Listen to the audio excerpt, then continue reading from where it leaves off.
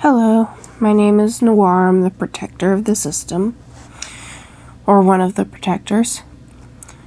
It is Noir like the genre in OIR, and welcome to OSDD Daydream, which is not as pleasant as it sounds. This topic actually sent the host back in the headspace to where we can't communicate with her. It worried her because the topic is maladaptive daydreaming, and she thinks that she could be lying about having OSDD, when quite in fact her alters don't believe in that. Kind of ironic, but let's go over what maladaptive daydreaming is and why she thinks she has it, and if someone else might have it out there and not know about it because it's relatively new. I'm not sure if it's in the DSM yet or not as a mental disorder. I think they were planning on putting it in there. Now, what is maladaptive daydreaming? It's defined as extensive daydreaming that can be experienced as addictive, replaces human interaction and or interferes with academic, interpersonal, or vocational functioning, and or creates emotional distress. Now that's a lot of stuff, but basically it's extreme intense daydreaming that happens way more than the average. I believe the number is 56% of the time people who have maladaptive daydreaming are daydreaming. Now, they can tell this from reality. They can tell their daydream from reality, and about only 2%, I believe, can not distinguish the two sometimes. Maladaptive daydreaming is fantasy that causes distress or impairment in social, occupational, or other ways of functioning. So basically, a fantasy daydream that messes with your social life, your occupation, any way you function regularly. It's highly structured internal worlds with characters such as a play or novel. Previously, actually, before she realized she had alters, she thought of us as fictive characters in her head. She wanted to make a novel about. And, I mean, why would that not be the case? Because there are other markers that say she has OSDD. It's a better fit. A lot of disorders in the DSM have overlap. And you can get into a ton of things. I have this, this says this, and I have more of the symptoms of this, so it must be this. And OSDD 1B fits, and ask any questions, of course. In maladaptive daydreaming, you are often a character in this world that has things you feel are missing in real life. So you may feel that you're weak or pathetic in real life, and in your daydream, you're strong and important, and,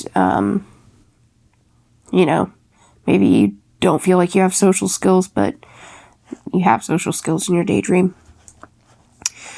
And I already said the people know that fantasy isn't real life. It may be accompanied by movements, kind of compulsive movements, tapping your leg. Ours is pacing. That's one of the stereotypical ones. And you can have triggers such as music, boredom, or isolation. We have all three of those, as well as pacing for the accompanied movement. And we spend a lot of our time daydreaming as an escape from the world, and we'd rather do it than hang out with other people. But ever since she got, whatever happened with her breakdown, made her alters more prevalent in her life, she can now it was kind of like a cure for that. She gets out and does things mostly because of my half-brother Ichi, who's an extrovert.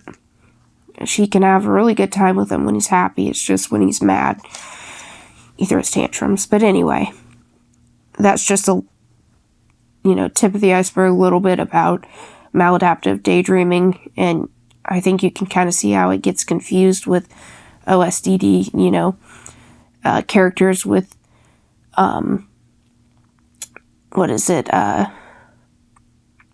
very long and extensive backstories, very detailed, and yourself as a character, the host, the others, the alternates, or alters, and, going through a story that's just imagination to her. And the problem is it doesn't just stop when, and I guess it's not a problem, but it doesn't just stop when the daydreaming ends. That's the real kicker of if she has just daydreaming or OSDD, is it never stops. Daydreaming, you can, even maladaptive daydreaming, you can stop. If you're in a social situation that's not appropriate, you can hide it. But with switching and alters, never goes away.